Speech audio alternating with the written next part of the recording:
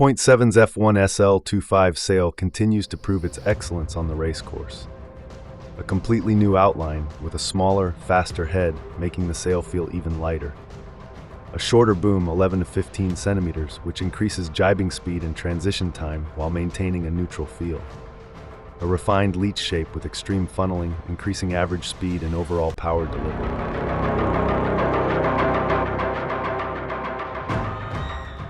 We received today the F1 SL foil racing sail. It just arrived. It has new sizes, the 8.7, 7.7, 6.7, 5.7, 4.7, and for this year we also have the new size, which is the smaller sail, the 3.7. Inside the sail you will actually find spare parts. As components we're going to use the carbon 0.7 boom, and we're not going to use any adjustable outholes, because on the foil sails, in our case, we don't need any. We have one setting for the outhole, which is just pulling the back as much as we advise on the specs. So there's no need to actually having to release the outhole or pour the outhole. Once you're flying, you need the tension on the clew to get the aerodynamics, to get the light feeling on the backhand, and to have control. So there's no need to have outholes on the foil sails. You might need it only, let's say, on the bigger size, like for really light wind, but for all the other sizes, we're not going to use it. We're going to place the F1 Pro harness lines on the booms. We're going to use the F100 mast. It's the exclusive mast for foiling. It's stiffer than the normal fin mast, so the 460, in this case, for the 6.7, is going to be 27 IMCFs against what normally it's 25, and this gives the sail like a nicer profile in the front, killing the backhand, which makes therefore the sail more controllable and more easy to sail in. Extension. Placing the harness lines is quite fast. You just have to put the loop over the boom. You go around it this way in the front, twist it a little bit to make it tighter, go up like that, and then just go around, and one of them is done, and then the second one. So the harness lines are on the boom. You can adjust them from both sides. They go super long. They, let's say, don't twist when they're also long, because these parts of the webbing are keeping them stiff, so they don't swing just enough that you can actually hook on and hook off, and it's super smooth to make them shorter and longer. They adjust from 26 to 48. And then there's the second size, which adjusts from 36 to 58, which are super long. After I'm rolling the sail, the first thing I do on all the buttons is actually to put in all the tension to the buttons. This way the button goes all the way to the end, and after I've done this, I fully release them. This is just to make sure that the button is inside correctly all the way.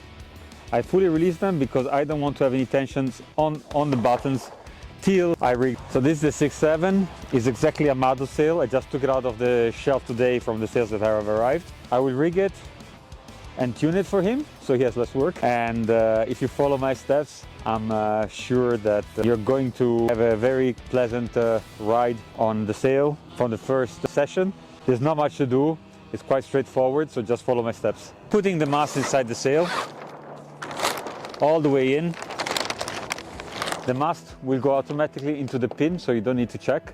Maybe just check the first time, but for the second time it will be 100% automatic, so you don't need to worry to check it anymore. All the specs are written here. So we have the mast 460, the luff is 478, extension 20, boom 194. So if it says 460, the extension 20, so we're going to place the extension on 20 right here. And if you don't have a 0.7 extension, you can still put the extension on this part of the sail. You will see the first triangle showing where the pulley has to be, the second triangle which shows where the ring of the extension has to be. Downhaul the sail till it's 15 centimeters to the end, and this is where you have to downhaul to place in the cambers. To put in the cams, you just open the boom zipper quickly. You put your right arm on the mast, your left hand just behind the camber on the sail, you push down and you press in the first one with your leg. If it pops out, it means you don't have enough downhaul. If it's hard to put in, it's because you put too much downhaul. So you can just release it a little bit. So the first one is the one under the boom. The second one, you can just take the mast with the right arm, with the left hand, you just push it in like this automatically. So it's super easy and fast. The last camber, the bottom one, you take the extension with your right arm, you put your left arm inside the zipper behind the camber, you press down, and with the knee, you press it up. I like to insert the boom in this case before, just because I don't have any outholes to put in, so it goes quite easy. Set the boom at 198.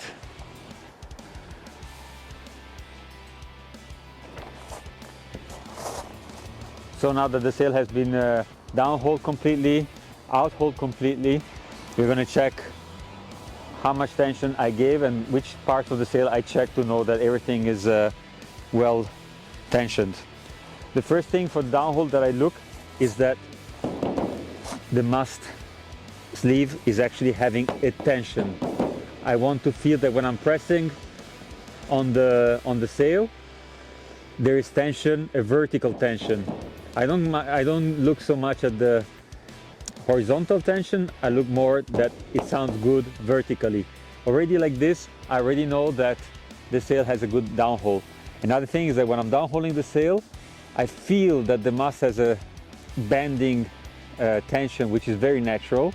And once this tension gets stiffer, it means that the mast has reached more or less the right tension. From there, I give that extra cm. This extra cm is exactly what gives the acceleration to the rig. The outhole, as I said before, on the sails, on the foil sails, you don't need to play so much with the outhole. We actually don't even use it from 7.7 down. The next thing I check on the downhole is between button 2 and 3.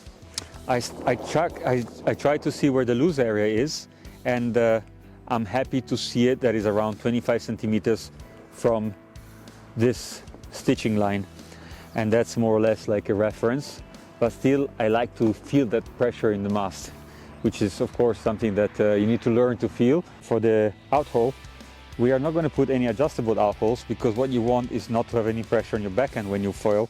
So the best is just to pull the outhole to the specs. But what you need to check is that this button here, the one over the boom, actually flattens out.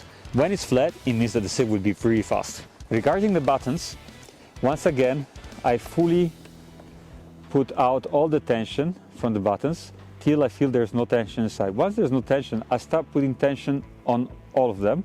But as soon as I start rotating the button tensioner and I feel that there's a little bit of tension on the two bottom buttons, I do another 360 degrees to make sure that their profile is kept stable. I don't need to go over that because that will just make the rotation worse and there's no need for that. Button 5 and 4, which are the two over the boom, as soon as there's a bit of tension, I stop. I don't put any extra tension. I want them flat. I don't want any profile, because as soon as you put tension on the top two buttons over the boom, you will get a profile at the back of the button, and that will slow down the sail, and also it will make the sail unstable. The top two buttons, so button 1 and 2, I put more tension than all the other buttons because I don't want those to move at all. I want that they're actually closing the sail on top to create a winglet effect, so that the wind doesn't go out from the top, but it goes out from the back of the sail, and it actually pushes the wind a little bit lower to make a winglet effect. The third button, it's like the button which creates the final stability of the sail, and also, let's say, it's what gives a little bit of speed to the sail. So that one, you don't want that it has too much tension as well, but you just have to put enough tension that it doesn't move. So let's say something between the top two buttons and the two buttons over the boom. Another thing I like to check now is to put a weight. In this case, I put a backpack over between button 1 and 2. Just some weight. You put your harness, whatever you find which is a bit heavier, and you lift up the boom. When you lift up the boom, you can actually see that the leach is straight. When the leach is straight, it means that you've done a good job. If one of the buttons is not in line, remember that by taking out the tension, the button drops. By putting in the tension, the button goes up. So if you want to raise the button, you just put a bit more tension.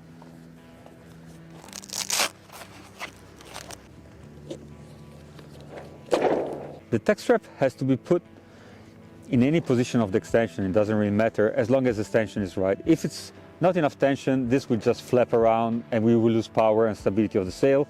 If you put too much, you will actually close the back of the button, and that's not what you want, because you want the button to be able also to open a little bit at the bottom to release wind when the wind increases. So what you need to do is just to give the right tension, that it doesn't move and it doesn't have too much tension at the back. Once this is closed, and there you go, clean as nothing else. So the sail is rigged, is ready to go. I showed you exactly how I would trim it for Amado, for our team riders, and this is how I would want them to go into the water at the PWA to go and get that first place.